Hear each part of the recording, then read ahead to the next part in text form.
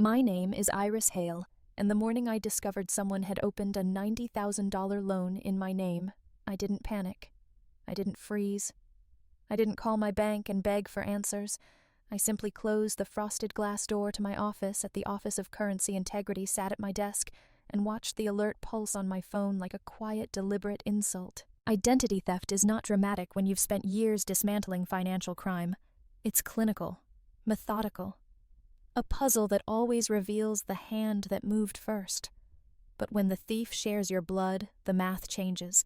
It stings different. It cuts in a place you thought was safe. I replayed last weekend's dinner in my mind.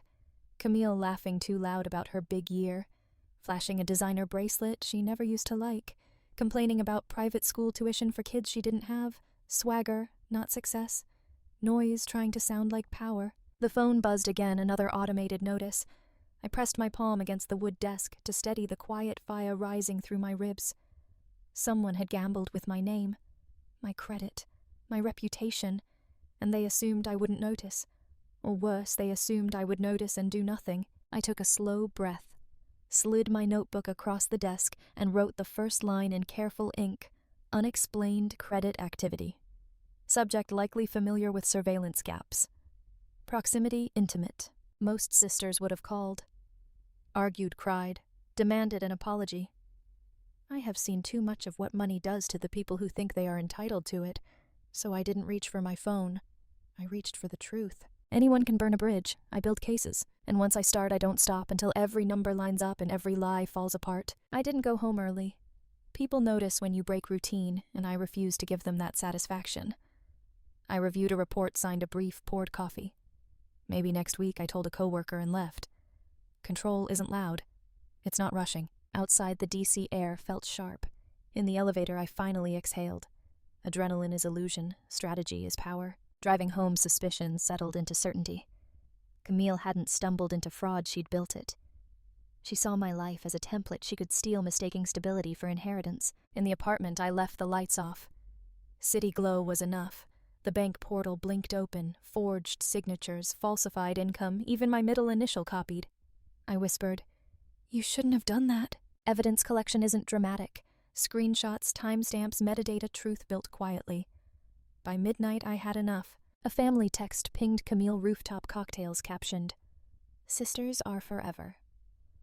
I stared at the words, the irony heavy as dust. Forever, yes, but not without consequences.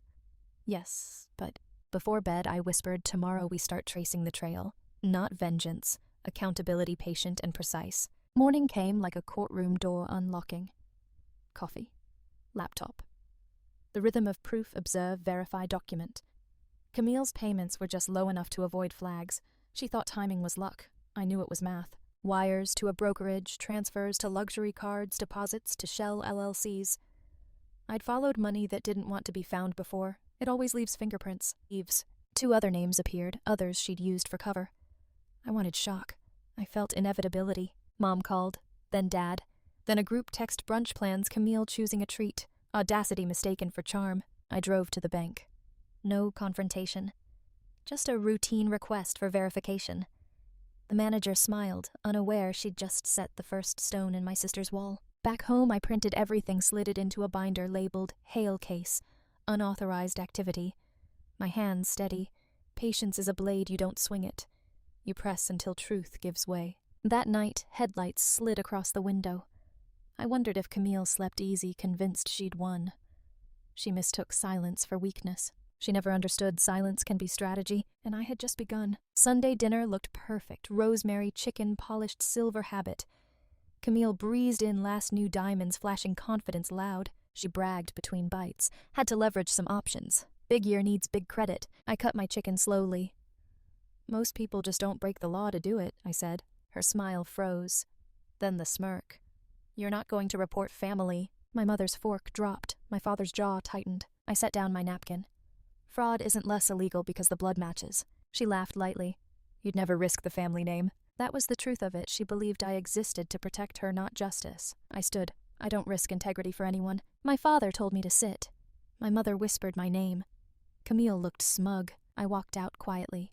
No slamming doors, no theatrics. Just air that finally felt clean. Driving home under steady streetlights, I whispered to myself, she thinks I won't. She has no idea who I am. Tomorrow she learns. Morning light crept through my blinds like it had been waiting for me. I woke before my alarm calm in the way a courtroom gets quiet right before the judge enters. I made coffee, tied my hair back, and sat at my dining table with the binder in front of me. Hale case, unauthorized activity, 4 words. A lifetime in them. There is a moment in every investigation when doubt tries to bargain with you, not because the evidence falters, but because history whispers. She's your sister. She's family. She didn't mean harm. Let it go. I'd heard those lines since childhood. Different words, same tone, same lesson. Stay small so someone else can feel big. Stay silent so someone else can shine. I opened the binder and traced the spine with my thumb. Silence is not loyalty. It is surrender disguised as peace. I locked the apartment behind me, walked to my car, and drove to the field office. The security guard waved. I nodded like it was any other day. Inside the fluorescent lights buzzed softly, a hum I'd learned to tune out years ago. Paper trays clicked keyboards, whispered analysts murmured over spreadsheets. Order, structure, accountability. The world where truth had weight. Agent Priya Desai was exactly where I expected her to be. Elbow deep in a case file. Glasses slid halfway down her nose, her expression knife-sharp. When she looked up, I handed her the binder. I need to recuse, I said. Family involvement, evidence enclosed. She didn't blink at the word family. She didn't ask why. She simply accepted the binder, flipped it open, skimmed the first page, and nodded once. Chain of custody starts now. That was all. No comfort, no shock, just procedure. It was a strange relief being treated like any other complainant, not a sister, choosing accountability over blood. Justice works best when it isn't personal, when it refuses to bend simply because the accused shares your last name. Next, I filed my recusal paperwork. Signature steady, date clean. I initialed every corner, making sure no one could claim conflict or carelessness. If Camille burned, it would be by her actions, not my mishandling. As I left the office, my phone buzzed once Camille. Then again, and again. Calls, then messages, stacking like panic in real time. We need to talk. Why are you being like this? Mom says you're overreacting. Iris, answer your phone. Now. I didn't open a single one. I powered the phone off and slipped it into my bag like a piece of evidence itself. Outside, the sky was bright and brutally clear. Wind brushed my face, cool and steady. I stood for a moment on the steps, breathing in the air of a choice made and sealed. This wasn't revenge. Revenge wants to be seen. Revenge performs. This was responsibility. This was truth given a spine. And once you give truth a spine, it stands even when family wants it to kneel. Tomorrow the system would move.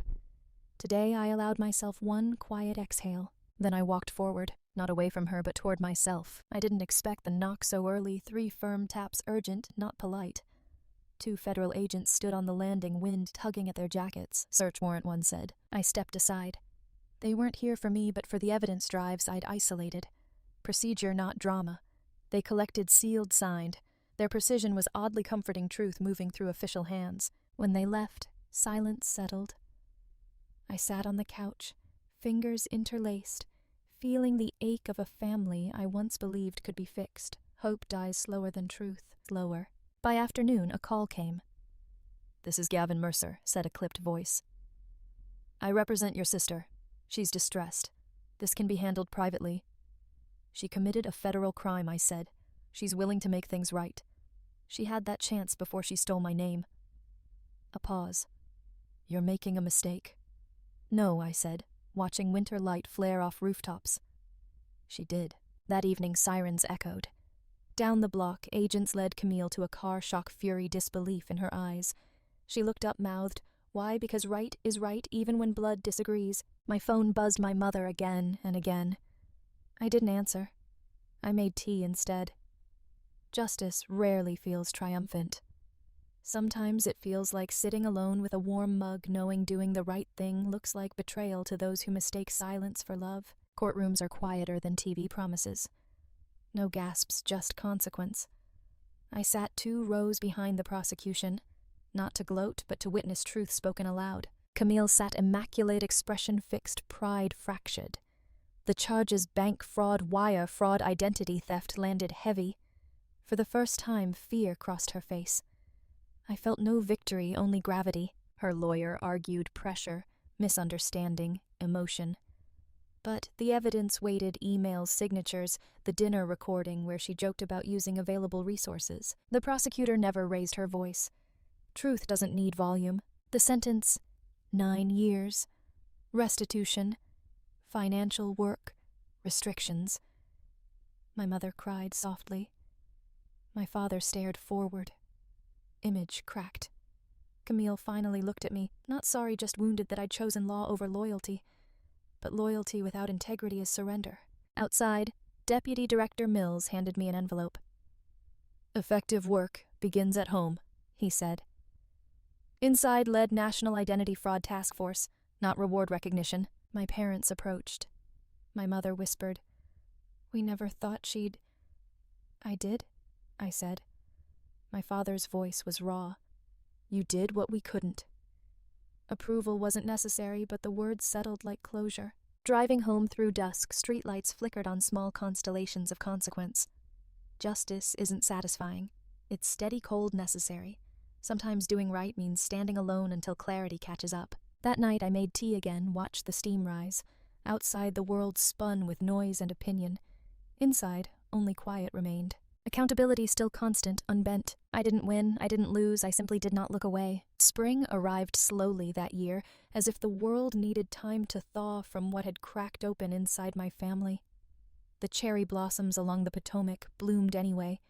Indifferent, flawless, a reminder that life does not pause for private heartbreaks or public consequences. And I didn't expect it to. Healing is not an event, it's a discipline. I still wake early. Habit or instinct, I'm not sure. I brew coffee, open the blinds, and let the morning in without asking it to be gentle. My apartment isn't grand, but it is mine, and there is freedom in every quiet inch of it. When I walk into the OCI building now, heads lift not in fear or gossip, but in recognition. Not because of what happened to Camille, but because of what I refuse to do, look the other way. People forget that sometimes the bravest act isn't confronting someone, it's staying consistent when everyone expects you to crumble. Camille writes occasionally, mostly short, brittle lines that alternate between anger and confusion. "You chose strangers over me?" No. I chose the truth over delusion. I chose the version of sisterhood where love doesn't mean shielding someone from the consequences they built with their own hands. I still haven't replied. Not because I don't care, but because some answers deserve to be earned, not given.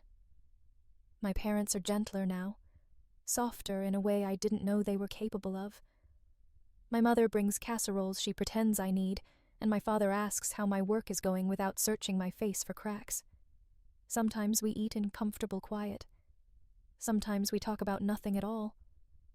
These days, nothing feels like enough. One evening, after a long day reviewing case files, I sat by the window and watched the city stretch toward dusk. A car pulled up outside a neighbor, returning home, shopping bags in hand, humming to herself. Normal. Ordinary. Beautiful in its simplicity. This, I thought, is what justice protects, not headlines or victories, but the quiet right to live without fear. Someone will take from you because they can. There is no revenge here. Only clarity. Camille's sentence didn't restore trust. It affirmed reality. Some people break, not because they are evil, but because they never learn to stand without leaning on someone else's spine. I cannot carry her anymore. I won't.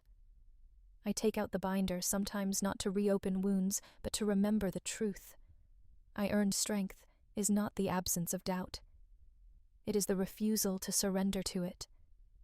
As the sky deepens into night, I close my laptop and turn off the lights. The hum of the city drifts in through the cracked window, unbothered, alive, continuing. I lock the door not out of fear, but ritual. A boundary, a promise. Justice didn't make me whole. I did.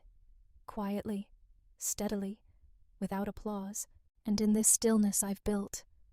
Not in the verdict, not in the title, not in the echo of punishment. I finally feel it.